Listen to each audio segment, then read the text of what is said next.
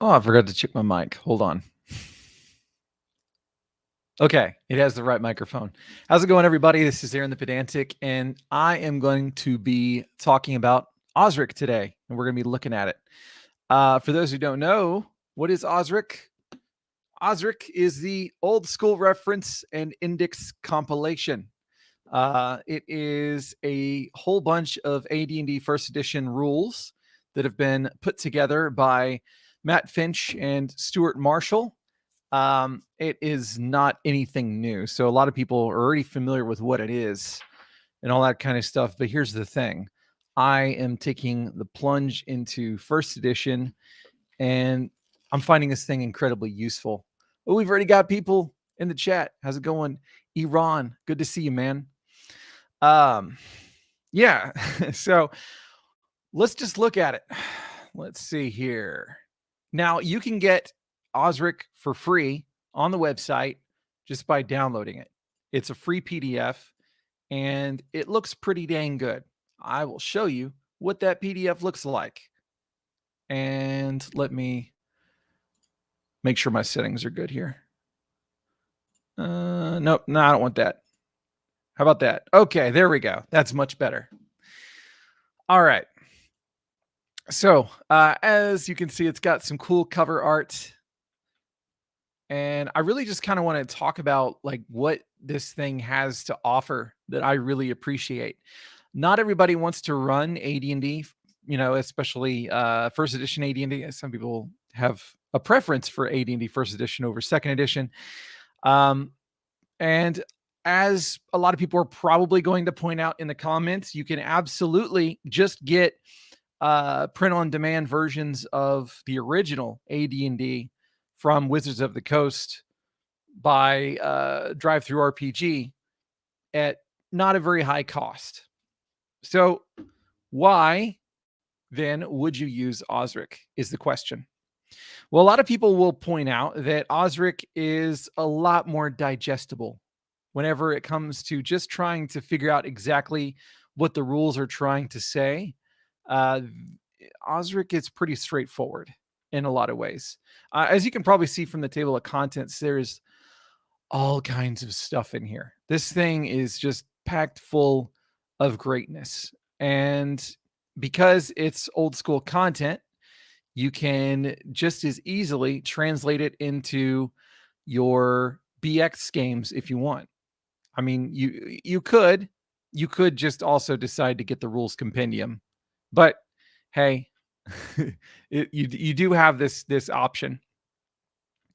But yeah, there's look at all these spells. You got pages and pages of spells.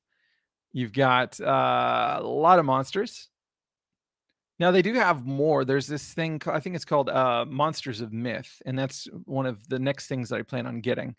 That has even more monsters, and it's done by the same people that put this together, and it comes very highly acclaimed. So that's one of the next things I'm going to be checking out. You have quite a few magic items, quite a few, and most importantly, like I said, a lot of this stuff is just really well explained. It's very, very easy to understand. So here's the introduction and purpose. I mean, again, there some people might say, well, what's the point of this? Because like I said, we can get the original first edition books. The whole point is really it was primarily just there because this was at the beginning of people using the OGL in order to reproduce old school rules and create retro clones and things like that, but also to kind of use their own stuff. And this was a way before people had, I'm pretty sure before people had the ability to just get new printings, print on demand of first edition stuff. This was a way for people to have their own version that they could get, that they could use as a reference in order to make their own content and all that kind of stuff. It does explain some of the things that have been changed. I mean, they haven't included stuff that is copyrightable. There's certain things that were obviously they felt like had some artistic flair that they didn't feel comfortable reproducing. The name level stuff, like the different kinds of titles that you get.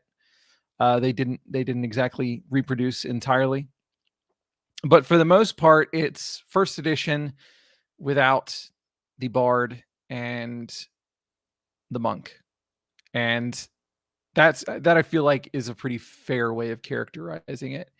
We've got some more comments. PDX GearCon says, "Morning, how's it going, man? Solid green page of pain." PDX GearCon says, "Main reason to use OSRIC, you can legally plaster an adventure for OSRIC or compatible with OSRIC all over your product. This was the rationale behind all those early retro clones."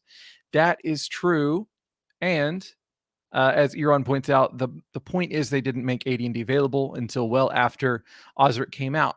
I'm gonna throw this at you, and some people may not like it, but having read first edition as somebody who started with fifth edition, there are some things that are, I feel like, more clear in OSRIC than they are in the original AD&D books. But people can get mad.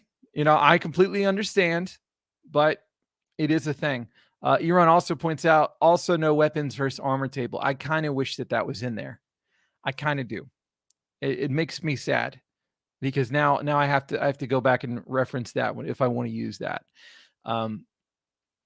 But yeah, there's no weapons versus armor table. So yeah, I mean, let's see here. One of the biggest things that I appreciate about just AD&D in general, as somebody who played BX before, actually, I guess I played second edition before I played BX, but I ran BX before running AD&D.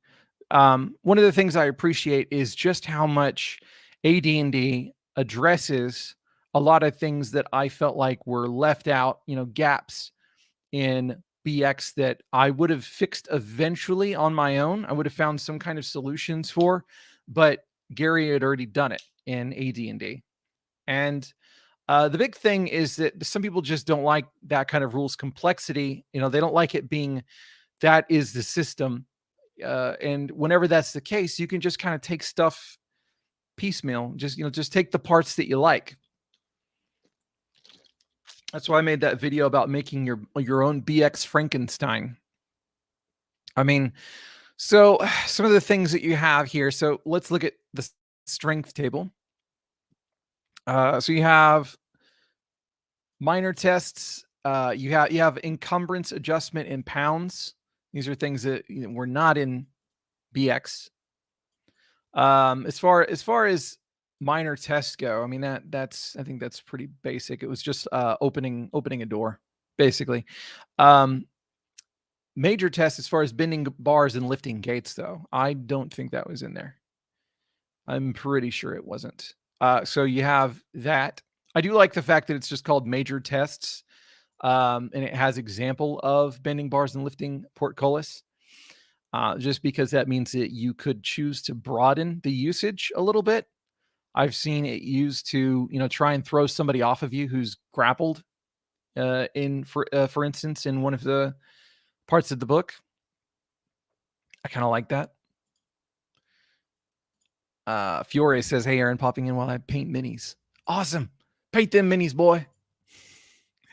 One of the things that I think is interesting that is obviously very different from BX is just the way that your bonuses are going to work as far as bonus to hit and bonus to damage. You've got your different tiers here along your bell curve of just how strong you are.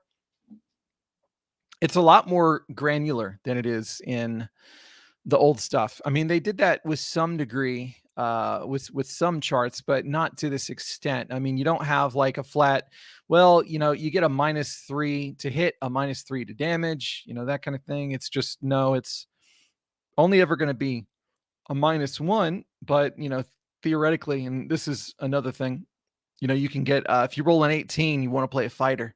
If you roll an 18 for strength, if you use the stat generation method that is listed here, which IIRC, there are multiple methods listed in the 1E DMG, but in this, it just says that you could have a brutal game, 3d6 in order. You could let them roll. Actually, that's a little different than my printing here, I think. Okay, no, never mind. It says you can let them decide where to put them, or you can do 46, drop the lowest, that whole thing. There are actually more methods, I think, in the 1E DMG. I'm probably gonna have people in the chat like fill in the blanks on some of this stuff, but or prove me wrong in certain instances, and that's very easy because I don't by any means have the first edition books like memorized or anything like that.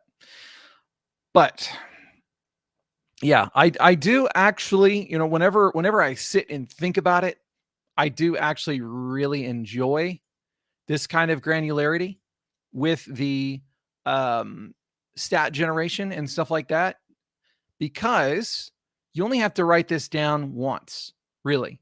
Like whenever you're rolling up your character, these aren't complex rules that you're going to have to remember for the rest of your life. It's like, well, no, I have 18 and I 18 strength and I rolled the percentile and I got between a 51 and a 75. So, I just write down a +2 to hit on that, a +3 for damage, plus 125 for encumbrance. I can do minor tests on 1 to 4 on a D6.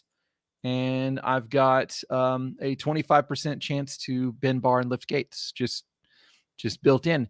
You don't have to really do anything with it after that. That's one of the things that a lot of people that give AD&D grief about how it functions and how it's complex and all that kind of stuff.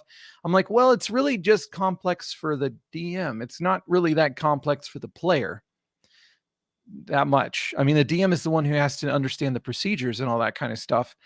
The player really, they just need to know how to put a character sheet together, and that's it. You just make intelligent decisions beyond that. And I think that that's one of the things that a lot of people really don't get. They see all this stuff and they're just like, oh my God, how do you do this? But once you get it down on paper, it's nothing. It's just, it's right there in front of you. That's all you have to do. So dexterity. So surprise bonus. That is it's an interesting thing. The whole way that works is basically whenever you do your surprise checks, it's possible with a surprise bonus that you may be not surprised when the rest of your group is, or you may be surprised when the rest of your group isn't, depending on where you land on the surprise bonus thing. I have to say the first time that I played AD&D second edition and we used individual initiative, going back to look at first edition and seeing how combat works as far as time and segments and all that kind of stuff. And it was interesting. It was interesting, but I'm looking forward to putting it to use. It looks interesting. Iran says 1E is my least touch edition. I don't know it well. That's perfectly fine. Like I said, some people might pop in. PDX Zircon says, got to click in. Good to see y'all. Good to see you too, man. Take it easy. All right. So you have missile bonus to hit. And again, like it doesn't kind of follow the typical stuff. It's all the way at the top and bottom ends, so like, you'd have a bonus of +1 for, oh gosh, it's been a while, 13 to 15, +2 for 16 and 17, and then a +3 for 18 on BX. And it was really easy because it's like, it was almost always the same exact part of the bell curve that was where your modifier was derived from. This doesn't do that. But again, that's not a problem because you just have to write it down one time. AC adjustment, you can go as high as a 4 bonus or penalty to AC, which is pretty major. Pretty major. Let's see what else we got here. Intelligence. It doesn't look like it does much here because it just says maximum additional languages, but there is more. There is more. for magic users anyway. And you can have as many, so you can have as many as 8 maximum additional languages. I like that there's still kind of an expectation that you have to, like, you can learn them rather than you just get them. Again, that's something that is often left out. Constitution. So this is something that I really wish was in BX. Survive, resurrection / raise dead percentage.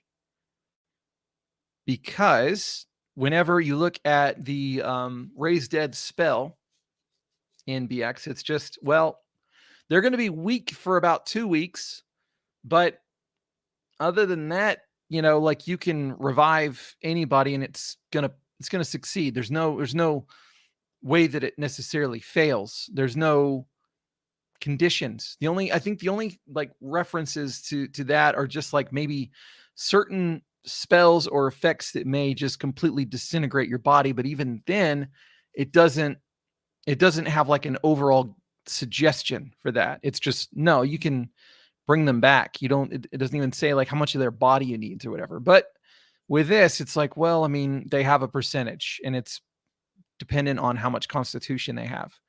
Constitution is very important. You also have survive system shock rolls, which I think is also a cool thing to have. And the hit point bonuses, again, it's granularity, but I like it. The fact that you get up to a +2 for everybody except for fighters, paladins, and rangers. So your fighters, paladins, and rangers, you know, they can get a little bit more oomph for everything if they happen to have an incredible constitution for some reason. Doof says, "What's up, gamers?" How's it going, buddy? So I do appreciate that. Wisdom, so mental saving throw bonus. I mean, it's not. I don't think there's anything necessarily new there. They will have certain things based on class that integrate with that, and you know, I would complain that it's not on this chart, but I really don't feel like it's a big deal because you'll get it in the next step, so it's fine.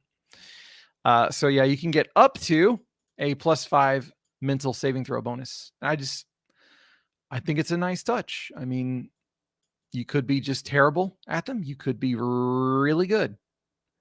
Charisma. So this, you know, just like in BX, you got your maximum henchman is determined by your charisma. You got loyalty penalties, and in this version, loyalty is percentile. And this is one thing that I'm having to, like, you know, reorient myself with, is just the fact that when he has a lot of like fiddly percentile rolls, there are a lot of like, well, you get a bonus from this, penalty from this, bonus from this, penalty from this, and all that kind of stuff. Just how much I plan on trying to stick as close to possible as that, I'm not really sure. I feel like all of those things are things that should be considerations, but I don't know that I'm going to sit there and meticulously be like, okay, this one, yeah, check, okay, plus that percent. This one, plus, yeah, check, you know, that whole thing. I don't know if I'm going to do that. Reaction also, instead of 2d6, is a percentile. So is melee, morale. What did I say? Melee. Morale. Discs and Dwarf says never really did a lot with mooks in 2nd edition. I feel like you could probably get away with it more in 2nd edition, but I mean, I would say in 1st edition as well, because there's not a really huge substantive difference in how that works, I don't think.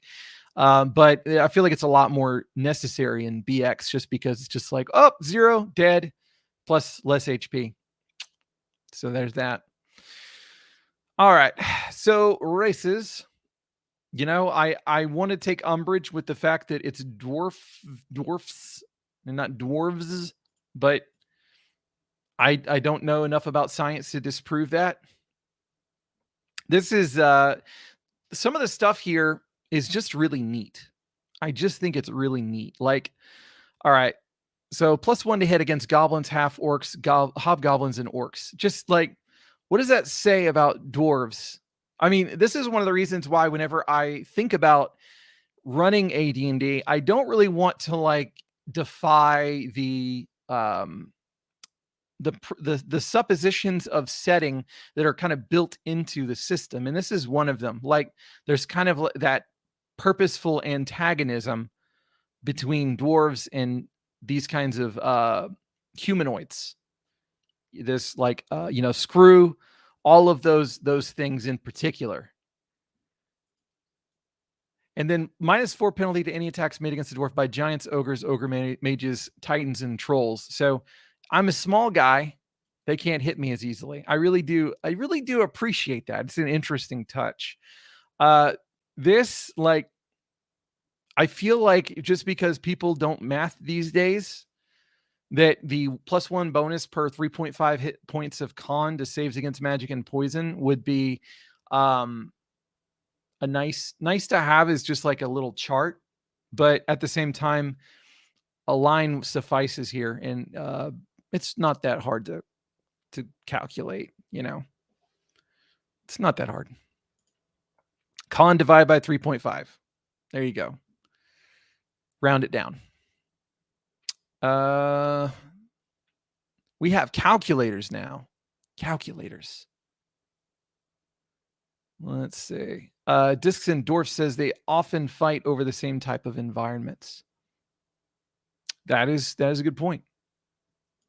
It also says they had a chart for the con bonus in the black cover editions of second edition. See, second edition did some cool stuff.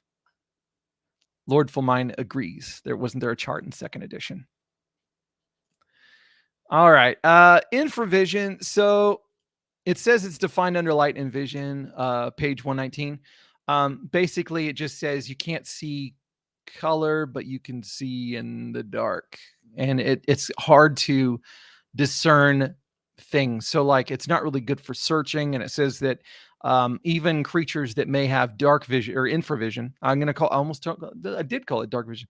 Infravision would probably consider using torches if they were looking for something, or just in general, because they're less likely to miss a detail. And I like that. It makes me think differently, because whenever I have run old school stuff in the past, a lot of times I kind of had the creatures with infravision be a little bit more like, I don't know, the creatures from The Descent, if you ever seen that. Not quite that bad, because they actually use echolocation. It's a movie. If you haven't seen it, The Descent, it's actually a really cool movie, in my opinion. But yeah, like, they completely adept hunters in their environment, but yeah, it is substantively different. So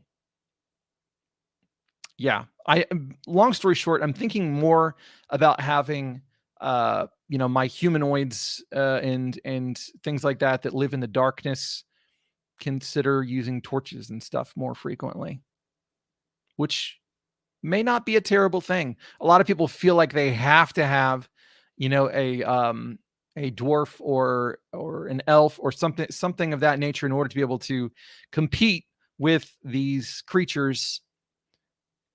And yeah, to a degree. I also kind of like my players' characters being afraid of the dark.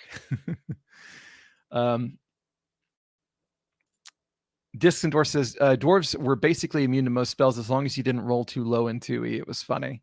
I like that, though. I mean, they're incapable of doing magic, but they're also less susceptible. It feels nice. So within 10 feet, they can detect certain facts concerning engineering, stonework, etc. They have to carefully observe their surroundings. So they must state that the dwarf is using this particular talent to gain information, and it has percentages. And they're actually pretty good. Whenever you have a lot of the class, actually really just percentage chances in general, a lot of times they're really piddly. But for dwarves, they're pretty dang good. But I mean, it makes sense. I mean, this is why I don't tinker with like the dwarf race that much as far as like conceptual. because there's a lot of implied stuff here. You know, they do a lot of stuff being underground and around stonework and stuff like that. So in construction, that's why they can tell these things. So I mean, there's certain things if you tinker with it too much, you're just like, oh, actually, no, dwarves are sea creatures. You know, I have sea dwarves or whatever. It's like, well, you may have sea dwarves, but they probably shouldn't have this stuff. And why don't you have normal dwarves? Just try it. I don't know. I don't want to come across as a you know, it has to be this way kind of thing, but I think it's good that way. So multi-class restrictions, they can multi-class. Actually, all the demi-humans can multi-class, but permitted class options: assassin, cleric, fighter, thief, fighter/thief. So, what do you notice there? No magic user. And I do like the idea of a dwarf assassin. It sounds kind of neat. Dwarf cleric. And this is something that, you know, so for those who don't know, in the basic line, dwarf was a race and a class.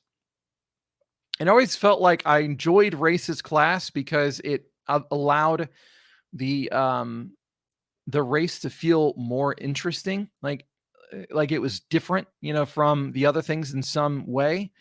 And I always felt like it would be nice to see what a dwarven cleric would be like if it was like a race as class race, basically, to have the dwarf and then maybe a dwarf cleric and just see what that would look like. Part of that also is because I would like, and this is just me being who I am, I also kind of like the idea of clerics that serve different deities, of having different spell lists. And that's something that second edition did pretty well with the spheres of influence and all that stuff. A lot of people give second edition grief, but spheres of influence, I think, was a good idea. That kind of helped push things in the right direction, I think, or at least the kind of thing that I liked. And I wouldn't mind going even further and just being like, well, you know, I'm going to have dwarf clerics. They're not going to have human cleric spells. They're going to have dwarf cleric spells. And, you know, those are going to look like this. I think that would be neat. It'd be a lot of work. It'd be neat. Distant Dwarf says things without body heat are nasty enemies for a party relying on infravision, constructs, undead elementals. That's definitely something people need to think about. Eron says the descent sucked, unsubscribed. You were objectively false. Objectively wrong. Tell me what you didn't like about it. Tell me what you didn't like about it. We'll talk about it. Lord Fullmind said you also had to use the magic item malfunction rules to balance the bonus against spells. Ooh, I didn't know about those. Knifebeard the Bold. I didn't know about that, but it kind of makes sense. So human supremacy, basically. Anyway, so I love the fact. So you got movement, right?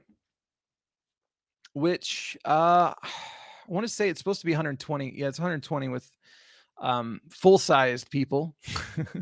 Not to be hateful, but full-sized people. And then of course you have like certain things, encumbrance will lower it and all that kind of stuff, which is nothing new. You know, we've had that in pretty much every edition. I like starting age rolls. I really appreciate that.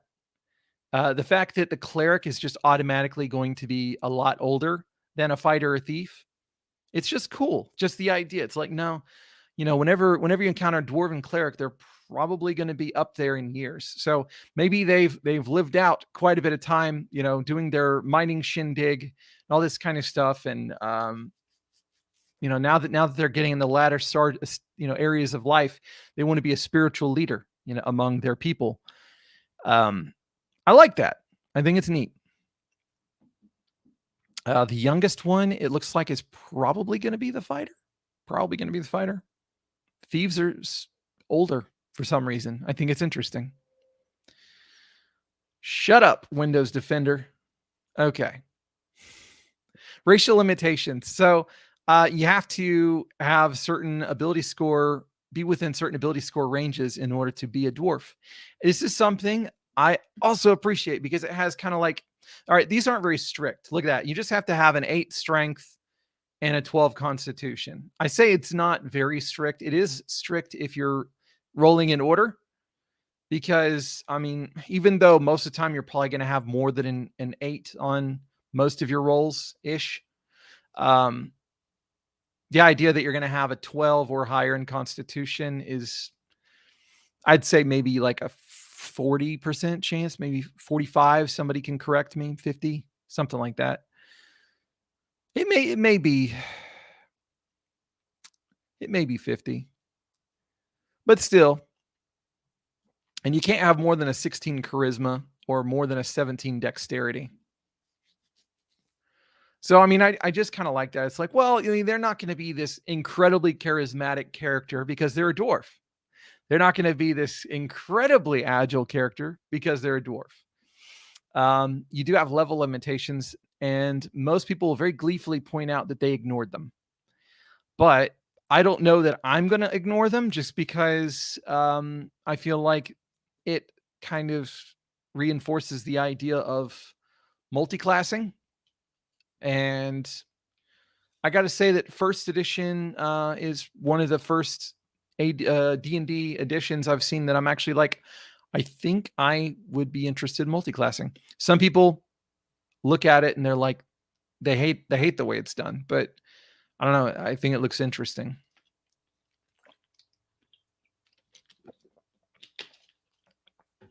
All right. So yeah, level limitations: 9 assassin, 8 cleric. Fighter depends on how much strength they have. Unlimited thief. Thief unlimited, I think, is like pretty across the board. I could be wrong, but I like that. Just an incredibly high level thief dwarf. Euron says, just making a play for the most bizarre reaction possible to something you said. The Descent was fine. I knew it. I knew it was impossible to hate that movie. The ending was quite satisfying. Elves. All right. So elves, we all know what elves are. Did I skip did they have anything like that? Okay, I did skip that. So yeah, they get a little extra con. That's one of the reasons why on these charts you have 19s, is because if you pick a certain race, then you can get a 19.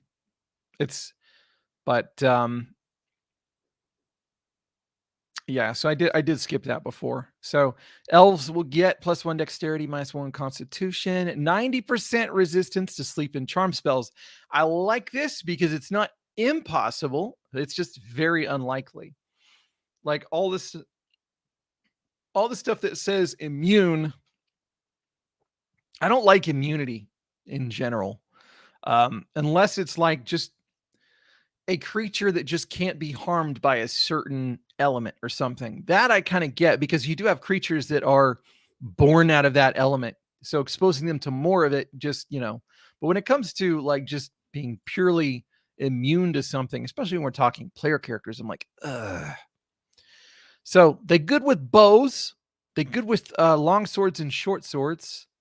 So I like this because it kind of reinforces maybe some kind of like cultural implications. Elves are just good with bows and long swords and short swords. That's just what they're good at. I like it. It's the kind of thing that a lot of people don't like these days, though. I think that's why in like the new Tasha's stuff, they were like, well, you can switch that out if it doesn't apply or whatever. I don't think you even had to pick that to begin with. I think that was an option in 5e, but anyway, they get a ton of languages, and detect secret doors. That's nothing new, but this does have a little bit more granularity as far as like what the breakdown is. 1 in 6 to notice secret doors when passing within 10 feet. So just walking by. 2 in 6 when searching, and 3 in 6 to discover concealed doors when searching. So if it's concealed, and a secret door. Or, well, if it's concealed, then, there's 3 and 6 chance to discover it, which is pretty good, 50-50. 4 and 6 chance to surprise when traveling in non-metal armor and alone. So this is one of my friends often commented about how whenever we played in my BX game, he really lamented the fact that there wasn't a whole lot of this kind of thing in there. So 4 and 6 chance to surprise when traveling in non-metal armor and alone or more than 90 feet in advance of others with a party entirely consisting of elves or with a party consisting entirely of elves and or halflings. So that means that theoretically, 4 and 6 chance is incredibly high. So more often than not, you can scout ahead, you can see the enemy, and you can slink away. Probably. You can at least get a head start. If a door must be open, chance of surprise drops to 2 and 6. All right. So class options: assassin, cleric, fighter, magic user, thief, fighter, magic user, fighter, thief, magic user, thief, fighter, magic user, thief. So they get a lot. 120 feet. There's a lot to love with elves as far as the way that they're done, I think. I don't really see a lot of downside other than the level restrictions. Their stat restrictions are kind of mid. Like, you can't really you got to have at least a decent dexterity, constitution, intelligence, and charisma, which is, that doesn't leave you a lot of room for a bad roll. And Lord knows I had bad rolls whenever I played AD&D. Assassin 10, cleric 7, fighter 7 or 5, depending on how low their strength is. Magic user could be as high as 11. Thief unlimited. Let's see. Lord Fullmind says concealed doors are just secret door light. Yeah, I'm just going to cover it up. Gnomes. Now, this may be the only umbrage I can take with AD&D is the presence of gnomes. Gnomes did not soil BX like they did AD&D. I'm just joking. I'm fine with gnomes. I am fine with gnomes. All right. So they also get that bonus that dwarves get against magic and poison. They also hate kobolds was not on the list for dwarves, but kobolds and goblins, they get a +1 to hit against them. And they also are hard to hit. And let's see. So they're basically like dwarf light in a lot of ways, or like the diet dwarf, basically. So they could detect certain facts, engineer, stonework, etc. How's that different? So they have slopes or grades 80%, unsafe wall, ceiling, floor 70%, depth underground 60%. Direction of north underground 50%. So nothing about new construction.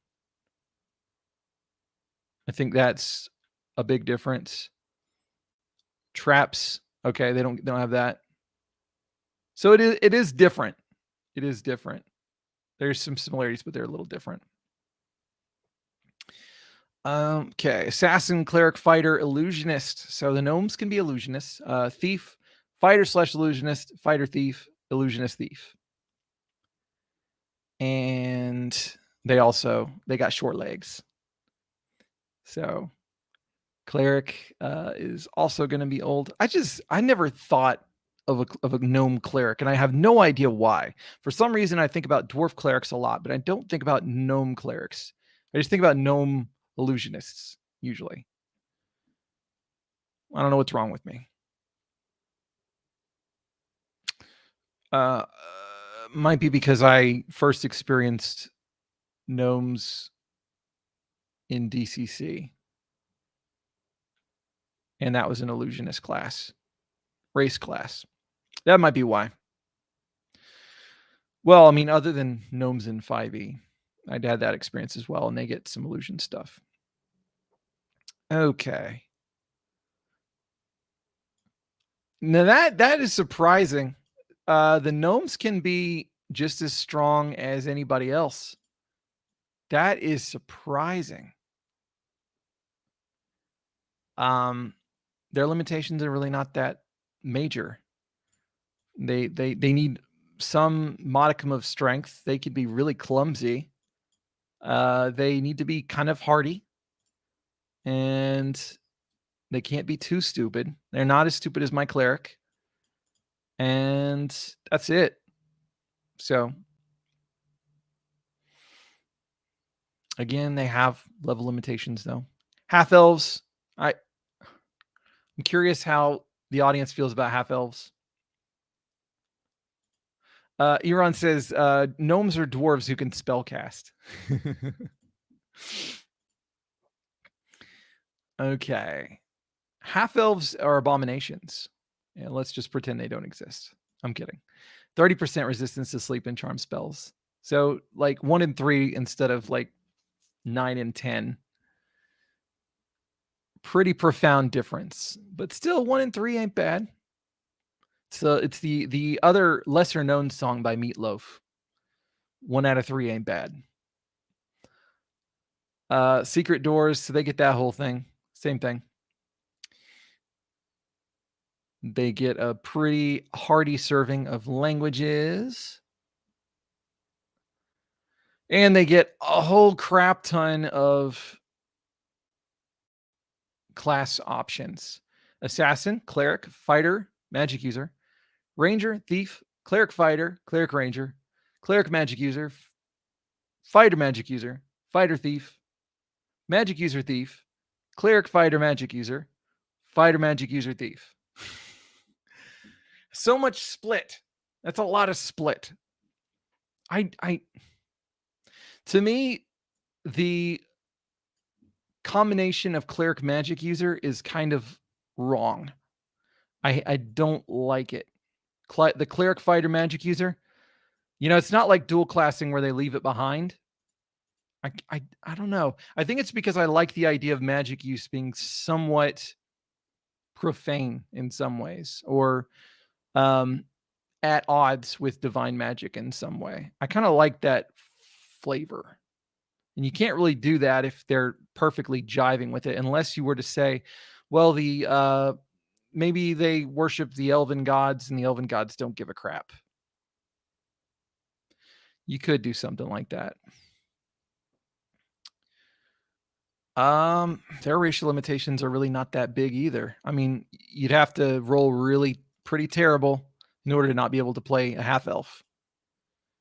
And their level restrictions, I mean, they get all those splits. So, I mean, if you want to play a half-elf, then chances are you're probably going to do a split, and it's not really going to hurt you that bad, I would imagine. I don't know. Because you do divide all your stuff together, so you would. I don't know. I have to play with it. I'm usually pretty down on half-elves. Eron says, I think half-elves are the only cleric/muse. Muse. Yeah, so all you have to do is say no half-elves, and your life will be better. Halflings, however, they also get that bonus that, against saves against magic by con. -1 strength, +1 dexterity, +3 to bonus to attacks with bow or sling. I love this because it's like they're little guerrilla fighters. They can surprise really well. 4 and 6 chances to surprise when traveling. The same thing as the thing for elf. Language, they get a decent chunk of languages. And permitted class options: fighter, druid, thief, or fighter thief. So not a whole lot. If you're going to play a halfling, you don't have a whole lot of options. But I have personally witnessed the fighter thief halfling, And they're ferocious little dudes. They will take you out. And it's kind of amusing. They've got some serious racial limitations. Wow. So you got to have a 10 con, 8 dexterity, 6 strength, 6 intelligence. And your wisdom and strength can't be too high. So you're never going to have a 00, 1800 halfling, which is kind of sad. I say it's sad, but I also appreciate it because I like for the difference in size and strength to matter, in some way. They'll never be the bodybuilder that maybe the human fighter could be. Anyway, level limitations: 6 druid, 4 fighter, and unlimited thief. So those are pretty hefty. Those are pretty hefty. Those might be the ones that people just ignored. If anybody ignored level restrictions with demi-humans, tell me now.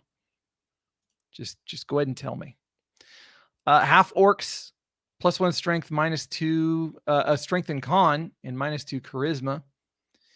And they get common and orcish, and then a maximum of 2 additional languages regardless of intelligence.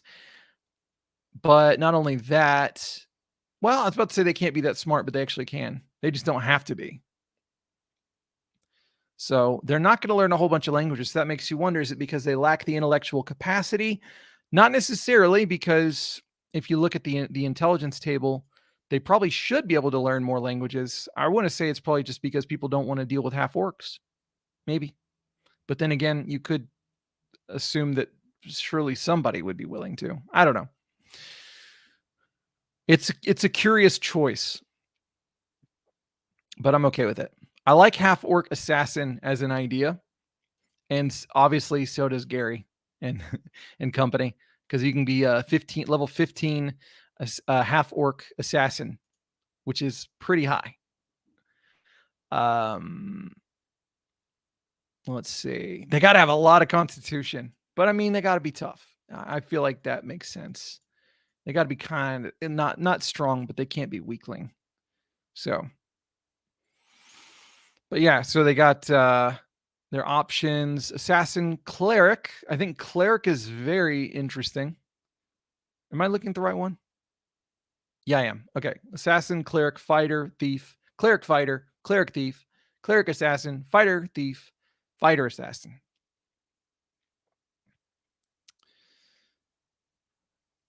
Wait a minute. Okay. For a second there, I thought it said assassin, thief, and I'd be like, why would you? Anyway. So they can get to a fighter 10 and an assassin 15. So that would make a pretty good, fighter assassin would make a pretty good one, I would say. And I want to say that Baldur's Gate had a, the PC game had a character that was a half-orc fighter assassin. People could correct me. Let's see. Eron says half long with gauntlets. Oh, half wrong. With gauntlets of ogre power for 18 over 00 halfling. That's true. Okay. But that's magical. It's a magic item. And he says, everyone ignored all restrictions in 2E. I have no 1E knowledge to convey. Half-orcs were very assassiny. It fits, it fits.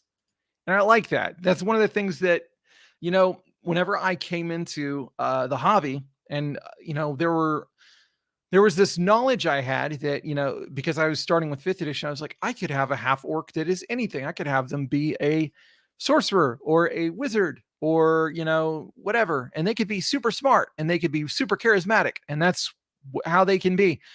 At the same time, I enjoyed that for a moment because it was turning these tropes on their heads. And I thought, oh, that's so clever, fun, wee. But at the same time, I don't know, it took me maybe 6 months or a year. And I was like, that's all we ever do these days is just turn tropes on their heads and then feel like we're clever. And then I was like, whenever we embrace the tropes, they're actually really interesting a lot of times. I don't know, it has interesting things to say. I mean, in this case, you have a person who is kind of. I mean, this would touch on uncomfortable themes for some people, but somebody who kind of is an outcast in two societies and um, ends up taking up a very shady profession that is especially good for people that are evil or neutral at best. I like it. So, yeah. Curtis says half-orc assassin slash cleric was the bad boy version of elf fighter slash magic user.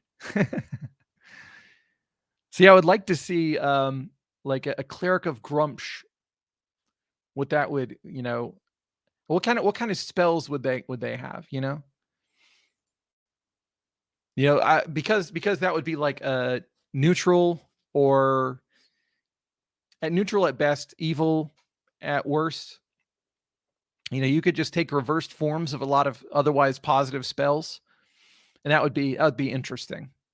That would be very interesting. I would love to see that, actually. How would it fit into a typical adventuring party? That is a question for another day. All right. And then we got humans.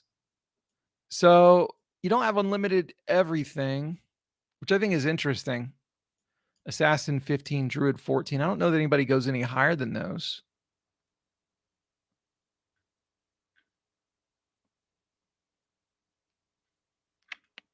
I don't think so.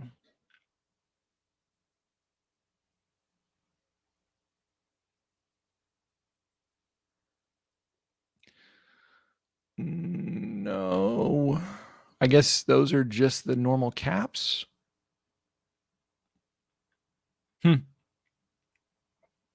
Anyway, unlimited on everything else. Okay. Classes. We have the assassinos. So, I mean, I could go through like all of the descriptions and all that kind of stuff. I'm not going to do that. This is just like broad overview. But I will say that reading the descriptions in OSRIC, I felt like they were incredibly helpful. A lot of times they have not only fluff, but great things to say about the world implications of being an assassin in ways that some design is lacking these days. Just me personally. I mean, like this right here. To gain 14th level, an assassin character must take control of an assassin's guild by killing directly or indirectly the existing guild master. And, it has some stuff built in there.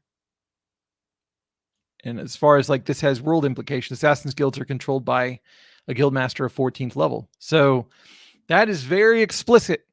Yeah, what does that tell you? It tells you that if you're playing AD&D and you're using these rules, if you got any assassins guilds, there's a 14th level assassin out there just waiting to be killed and, assassin and somebody to take over the guild. I think that's neat. Okay, I said neutral earlier. It says any evil for alignment. So assassin has to be evil. I think it was Swords and Wizardry said you could be neutral as an assassin. But that is not the case here. Oh. So these are you got minimum scores that are a lot less friendly with these hybrid classes. Or I mean, I guess you'd call them hybrid classes. 12 strength, 12 dexterity, 6 con, 11 intelligence, 6 wisdom. I like that this just precludes dumb assassins. You're just not going to be that good at being an assassin if you're dumb. Hit die is a D6, which is pretty low. I mean, considering. I mean, a fighter's a D10. So you're 2 steps down from a fighter. No experience bonus. Just period. Leather, studded leather only. Shields allowed. Any weapons. They get pretty regular weapon proficiencies and -3 penalty to hit for non-proficiency, which is not bad. Magic user is like a -5, so they're kind of close to it. I think that's on par with the. It might be a little bit better than the thief. That might be on par. Anyway, so for those who aren't familiar with the assassin, because maybe you've never played AD&D before, the assassin has a assassination roll that you can do. So they have a 50% base chance to assassinate if they gain surprise. And then that is modified by just how much stronger or weaker than the assassin the target is. So you modify it 5% for every 2 levels, up or down. And if there are different circumstances that affect it, then you should consider those. And really, that's kind of like my guiding principle for all this. Like, I personally, I'm not feeling like, because some of them are a little bit more explicit about all of the different bonuses and penalties that you should put in. And I don't know that I want to do a whole bunch of equations on that at the table before I figure out your percentage chance, as much as just like, all right, this is what it normally is. Is this a good or a bad? Like, is it mostly advantageous or mostly disadvantageous? And just kind of like weigh it and then just be like, okay, it's that percentage. Some people might feel cheated that way, but anyway. So if you fail, then you still get to do normal damage with bonuses. Backstab is a thing that exists in BX. It did not get stronger. In this, it does. So levels 5 to 8, your damage triples, and it quadruples at 9 to 12. And they get an extra bonus to attack from behind. Let me check comments. Lordful Mind says Monster Mythology in 2nd edition had all the non-human specialty priests. Great book. That sounds cool. That sounds cool. No fun allowed. How's it going, buddy? Says assassins, too many choices. Let's go back to brown booklet in 3 classes. Yeah, I mean, some people really like that.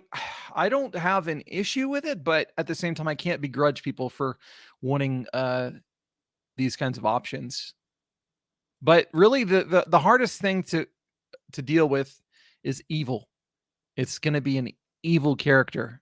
That's the hardest thing to deal with, because I don't believe in ignoring alignment with AD&D. Personally, I believe if you want to play AD&D, number one, I believe in trying to work, because it's a specific game. Like, I feel like with BX, I can be more like, okay, I can be a little bit more loosey-goosey with some things because the game is not so explicit. But, AD&D, that's Gary's baby, and there's a lot of stuff built in here that has like world concepts built into it in deeper ways than your basic stuff does. And so that leads me less inclined to want to tinker with that stuff and more inclined to just be like, I want to try and build stuff around what the system is suggesting, Does that mean I'll use an official setting? Probably not.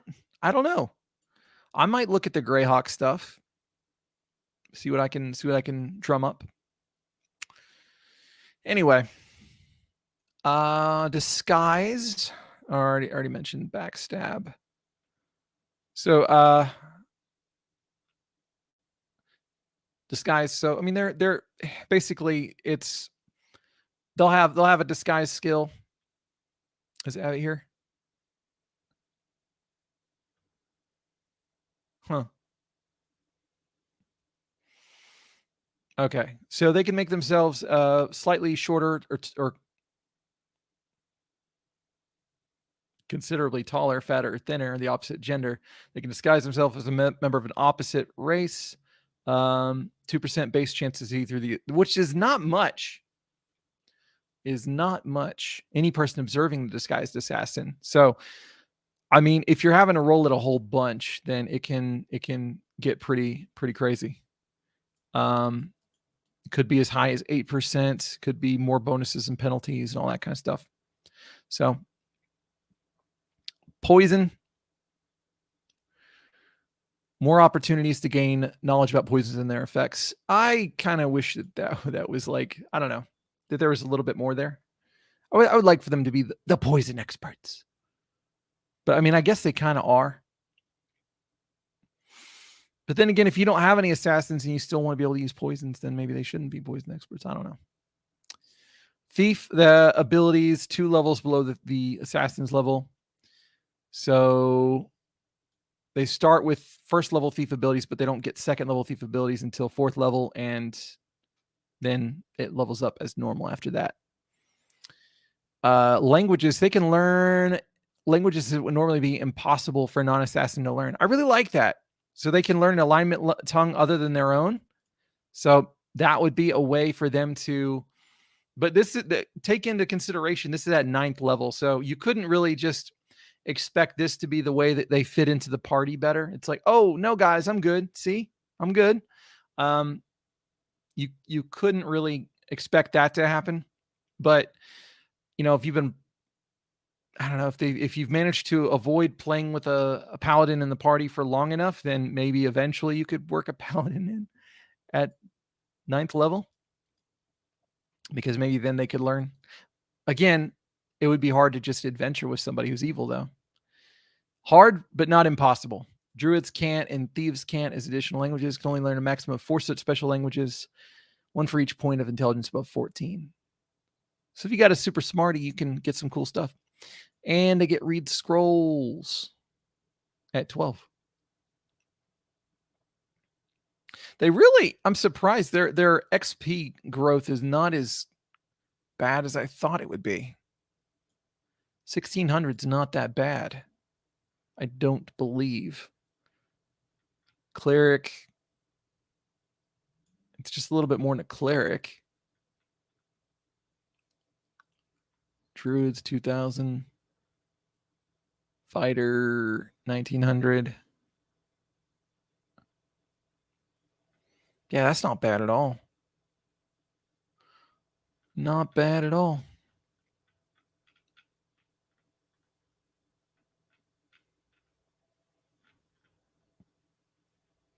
All right, I think we'll talk about the cleric, and then I'm probably going to kill this for now and pick it up later. So, assassin saving throws. I really like the way that this is built, because I mean, so normally they like actually list all the way from levels 1 to 15, but this is just like, nah, 1 to 4, these 5 to 8, these 9 to 12, these 13 to 15, these, you know, saves room, easy to read, nice, very nice. The to hit table.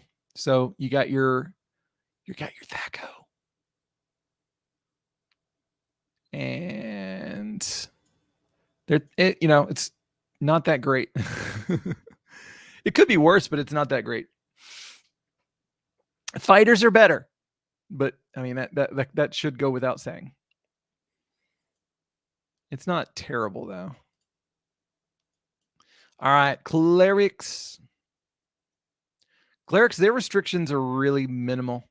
You just need like a 9 wisdom, and nothing needs to be really low.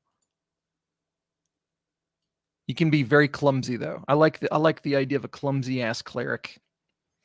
I would like to ask people in the audience, how many of you now I forgot what I was going to say. How many of you used 3d6 and how many of you used 4d6? How many of you used like a whole ton of rolls and then just let them pick their favorite grouping? I'm curious. No Fun Allowed says, do assassins in OSRIC get retainers? I know other systems, assassins don't get any retainers. Yeah, I think, let's say, there's nothing in here that says that they can't, that I saw.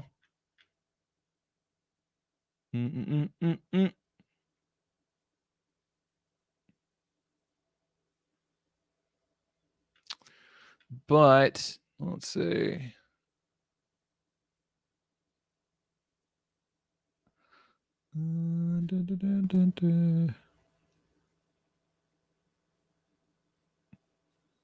No, there's nothing listed here. There's nothing listed here. Just to be able to answer the question more certainly, let me go to, I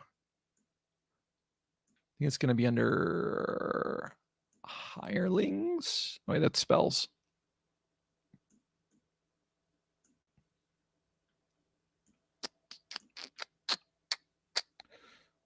All right. Boop, boop, boop. These things are never accurate.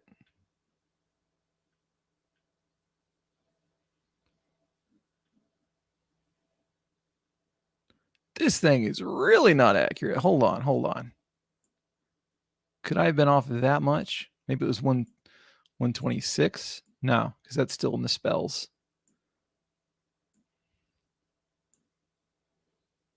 Okay, here we go. Hirelings.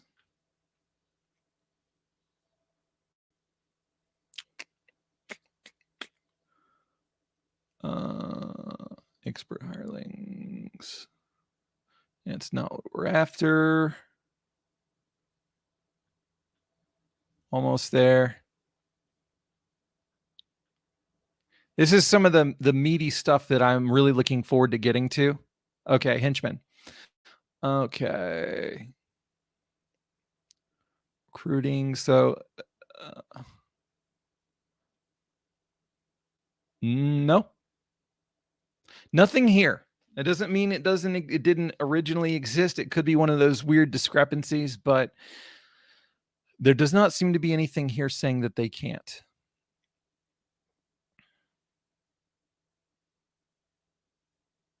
So that is an interesting point. I do think that in Swords and Wizardry it said that they couldn't do it.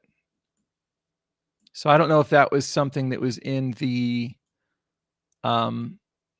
OD&D supplements that had assassins ? I don't know D&D, but Brother Bumbles. Don't Fun Allowed says 3d6 and you have to roll down the line. That's what I did. I was the only one, I think, in the second edition game I played in that did that. But by golly, I enjoyed it. And I had a 5 intelligence. I had mostly good stats otherwise. I think I had an 11 wisdom, which is kind of low for a cleric, and a 14 dexterity. But we already had a thief, and I didn't really want to step on those toes. We already had a thief and a bard.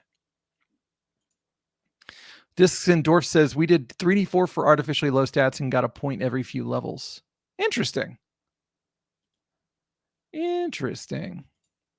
Yeah, I've seen people argue for the desire to see stat growth in old school D&D. But for me, I have this separation that I kind of put in my mind. It's like that, it's not necessarily, the stat isn't necessarily how strong you are now. It's like your potential. This is your potential as a being. Your potential is this much, and that it gets reflected more and more as you develop your character. Then that stuff is reinforced by stuff like your THAC0 increases, and being able to get new weapon proficiencies and learn new languages, and just that kind of stuff, rather than just the flat bonuses. Like being able to increase that. That's kind of how I've looked at it, and how it really hasn't chapped my ass too much. But at the same time, I don't really blame people for wanting to see more growth in their character's stats, because there really isn't any unless you find one of those tomes or you use some kind of optional rules for increasing stats on levels. 3d4 is going to get you some pretty bad stats though. But that's the point, I guess, for what your group was wanting to do. Did I still leave that on the screen? Made you feel like you were improving as a character. Yeah, and some people feel like you don't get that feeling enough. And that's why my friend James is always saying he likes for people to get a new something every level up. And that's not always the case. I mean, other than a new hit die, you get a new hit. Well, actually, I think there's certain classes where you get like parts of a hit die, but that's swords and wizardry. I'm gonna get. I look at too many systems at a time. I need to quit that. Anyway, so they get a D8 hit die, which is better than the D6 on, that's a silly point to make. Any alignment, 16 plus gives them an experience bonus. It gives them a bunch of stuff. Blunt only. They are good with blunts. Club, flail, hammer, mace, oil. I find oil very interesting as a choice. You can throw flasks of oil at people. But whatever. They may hurl hammers, clubs, or oil, but may not employ other missile weapons.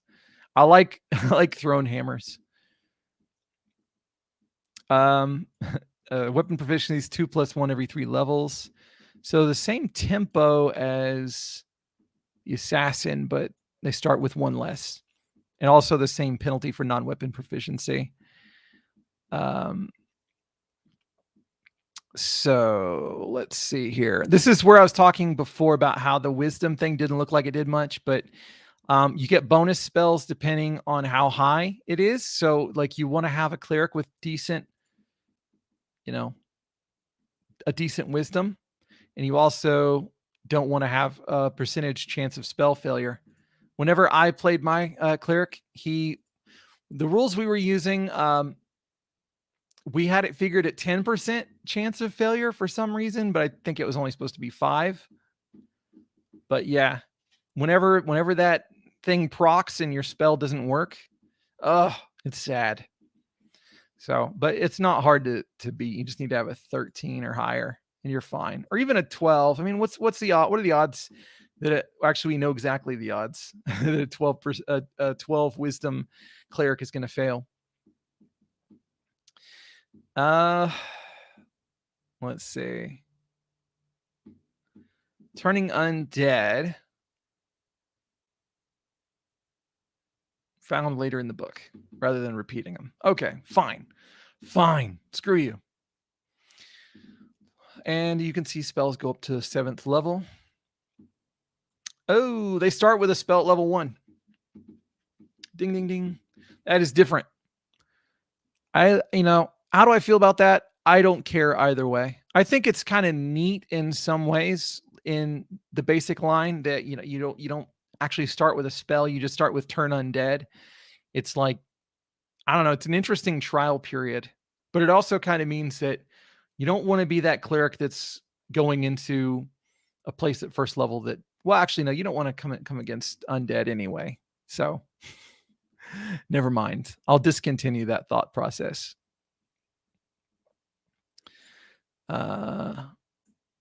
Let's see here. This is what I was curious about.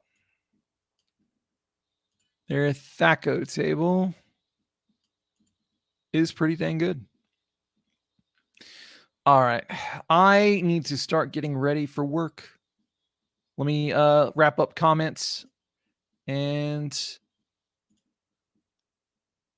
we'll pick up more next time. Let's see. Dissendorf says we started out as a traveling circus troupe, a bunch of kids, really. That is an interesting start. Dissendorf says one of the things I liked about Clerics in 2nd edition is it said that spells above 3rd level could be denied by your god if you did not have a good enough reason. I like that as well. I very much do. I think that's like that's the best way for a deity to tell you that you've been too needy lately, or that you've been employing things in questionable methods, and maybe as kind of like a middle ground between you're a cleric that's functional and you're a cleric that's fully cut off and needs to appease the deity in order to get the goods again. And it also kind of says something about spells in general of a divine nature. If they can't cut off those 2nd level and below, that's kind of weird. Oh, my phone. Okay. Curtis says 46. I got no problem with that. Some people, get all cranky. But I mean, you can end up with some unfavorable stats still. It's possible. It's just very unlikely. Especially if you do 46, drop the lowest 6 times rather than 7, drop the lowest again, which is what a lot of people do nowadays. And by that point, they usually just kind of cut out everything that's under a 9 almost. It's very rare. Fallen H says, if off topic, is your Discord closed/open? It's closed, but I invite anybody that likes the channel. So I often will put an invitation in the descriptions or in comments, or if people ask, that kind of thing. Dissendorf says there were deity-specific spells like Sylvanus's Spectral Jaws. That's awesome. That is awesome. That's exactly the kind of stuff that I would want to see. And says, I don't know. I don't know where y'all are going. I'm not going to touch it with a 10-foot pole. Anyway, thanks everybody for stopping by this midday stream. I love this book. I'm really looking forward to running AD&D. I'm going to try and run it. I'm going to run it online because I miss running with people online, even though I've missed gaming in person terribly. I'm going to try running online in the near future just because I want to engage with people in the community. But I'm going to be looking for people that can commit to it, that are going to want to play a campaign for a good length of time, and that are going to put up with the fact that they may actually know the system better than I do. So if that sounds like that might be you, then you should join the Discord and make yourself available whenever I make an announcement saying that I'm looking for players. I will probably try and select people that I know at least decently well or have played with first, but that doesn't mean that I won't pick anybody else. Again, for me, I just really would like to have a long campaign, and that requires commitment. It's really hard to get commitment out of people online. So yeah, that's my pitch there. Lord Fullmind says you want 2nd edition then. Well, I like 2nd edition, and I'm not against playing it. I just don't own any 2nd edition stuff. So that is it for today. Y'all take it easy. Peace out.